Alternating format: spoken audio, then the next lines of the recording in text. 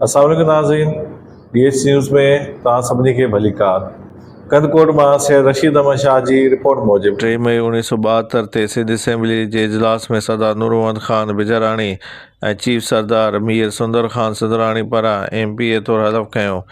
3 May 1972 में थियल Sindh assembly जे तारीख़ी इजलास दौरान मरहूम सरदार नूर मोहम्मद ख़ान बिजराणी करमपुर ऐं मरहूम चीफ सरदार मीर सुंदर ख़ान सिंधराणी दड़े कंदकोट MPA तौरु पंहिंजे उहिदनि जो हलफ़ कयो। ॿिन्ही अॻुवाणनि सिंध जी सियासी क़बीलाई ऐं समाजी हैसियत में अहम किरदारु अदा कयो। सरदार नूर मोहम्मद ख़ान बिजराणी क़बीले जे नेक नियत ऐं मुहबत सरदार तौरु सुञातल हुयो, जंहिं आवाम जे मसइलनि खे उजागर करे उन जे हल लाइ हमेशह आवाज़ बुलंद कयो। साॻी रीति चीफ सरदार मीर सुंदर ख़ान सुंदराणी बिरादरी जे बावकार अॻुवान रहियो, जेको हमेशह इत्तेहाद, भाईचारो ऐं तरक़ी जी ॻाल्हि कई। संदसि सियासी सफ़र ऐं आवाम जी ख़िदमत ऐं उसूलनि ते ॿधल सियासत नुमायां रही। सिंध जी सियासी तारीख़ में उन्हनि ॿिन्ही सरदार अॻुवाणनि जे फ़ैसिलनि ऐं ख़िदमत खे हमेशह यादि रखियो वेंदो।